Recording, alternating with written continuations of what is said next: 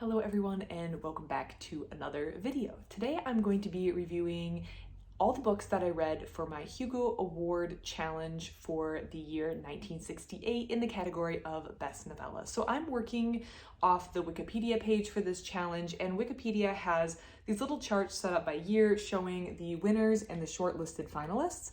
And I'm going through each year, both on the Best Novella side and the Best Novel side, and reading all of the winners and shortlisted finalists because I'm really interested in seeing the development of the sci-fi and fantasy genres, and I'm really interested in reading some of these greats and some of these classics that were considered the best representation of the genre in the year that the award was given.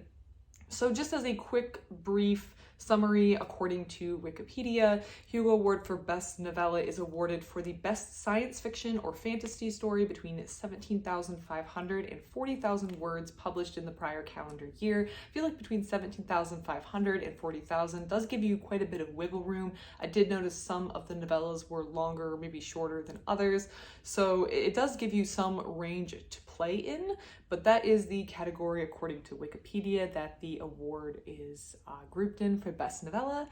And the first year was 1968. Now they are doing like retro Hugos, but I'm skipping those for now and just starting with 1968. And I have now read all of the ones that were either winners or shortlisted finalists. 1968 included Riders of the Purple Wage by Philip Jose Farmer, Where Search by Anne McCaffrey, Damnation Alley by Roger Zelazny, The Star Pit by Samuel R. Delany, and Hawksbill Station by Robert Silverberg. The winners this year, it was a joint winner, and that was Philip Jose Farmer, Riders of the Purple Wage, and Anne McCaffrey, Where Search. So the first thing I noticed when reading these books is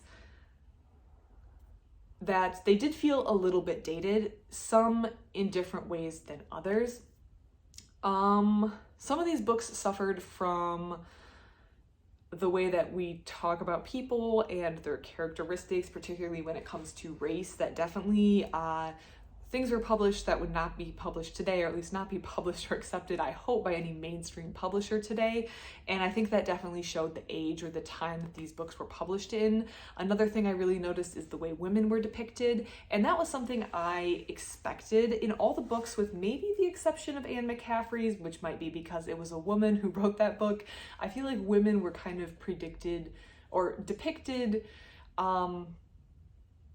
as almost like props or not real characters, just kind of like very flat, one-dimensional, not a lot of agency, or just totally absent from the book. But that was something I was expecting. I knew that we're dealing with individuals who grew up in a time where women maybe didn't have as many rights, or they hadn't seen a lot of women in a lot of different places in society. So it was something that I expected, but definitely stands out as a modern reader. I feel like I would come down a lot harder, particularly on the issue of like how women are represented in some of these books, a lot harder on a modern author writing a book and publishing today than I am coming down on an author from 1968 who's doing that. Even though I wouldn't necessarily say it's right, I would just say that maybe as society we've come a little bit further, and while it's noticeable to a modern reader, I'm not going to fault them on that part. It just is something that I notice.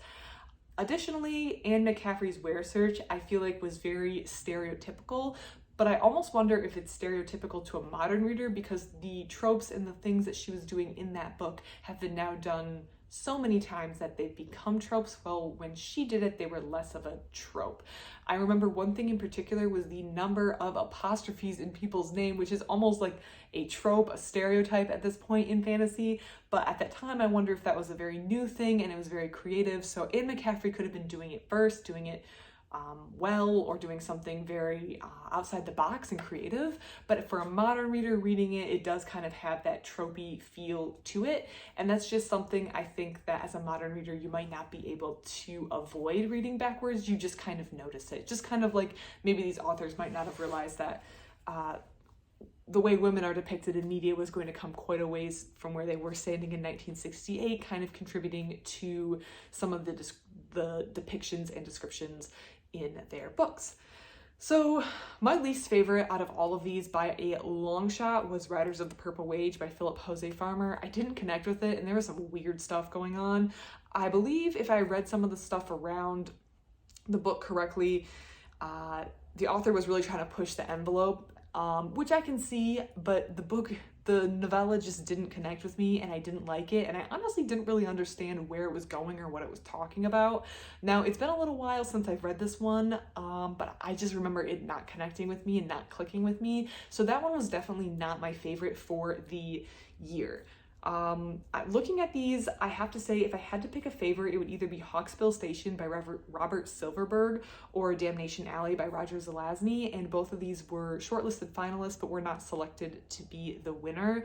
I think Where Search only was a little lower in my opinion due to some of the cliches and tropes and stereotypes, but I think maybe for its time, it was really, really well done, and that would be a close second for me, but Damnation Alley and Hawksbill Station were both really interesting, and I really enjoyed those in particular. Looking at this whole list, and trying to think about the way that it played into maybe, or how it inspired modern sci-fi and modern fantasy, I'm not entirely sure. I'm not an expert on this. I feel like Damnation Alley to me almost felt a little bit like Fallout, not entirely, but it definitely it felt that way when I read it. I was like, this feels a little bit like Fallout, but I wasn't entirely sure if that was any sort of connection or anything intentional. Again, it's going to be interesting to see how science fiction and fantasy change as I read novellas through the years. As this is just the first year that I'm reading it, it's kind of hard to make any comparisons except for the ones about maybe how people's descriptions and characteristics are talked about, how women are talked about. But yeah, how the genre changes and how it's going to influence things is definitely going to be interesting to see, and I think I'm going to have to read a couple more years to get into that.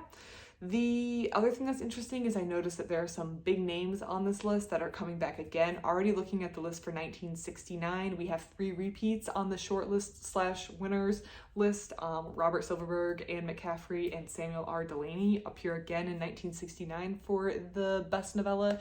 So it's interesting that some of these names had so much power. I think it's also really interesting, and also maybe kind of discounts the point I talked about, or maybe not discounts the point I talked about how women are represented in these books, but it's really interesting that Anne McCaffrey, a woman, was winning an award in 1968, which I think is great, and just shows that she's been, I guess, in the industry for a really long time. She's been writing great stuff all the way back from the 60s. I mean, I knew her name as a kid when I was working in my public library as a teen. I saw all her books, so I feel like it's a name that's been around and almost everyone knows her, and I'm glad that this challenge pushed me out of my comfort zone and got me, or not even out of my comfort zone, but into reading the books that I've been seeing and I've known about for a while. On this list, definitely the surprise likes were Hawksbill Station and Damnation Alley, my favorites. Just looking at like the covers and going into the novellas, I have to say that those were 2 that I wasn't expecting to like very much, but they wound up being my favorites.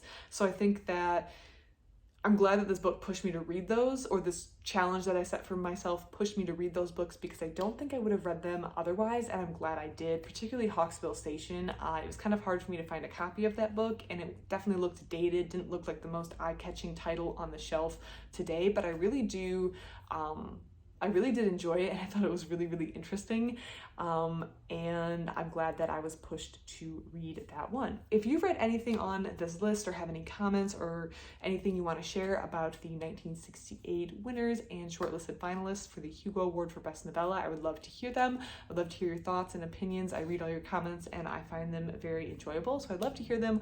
Other than that, thank you so much for watching, and I hope you have a great rest of your day. Thank you.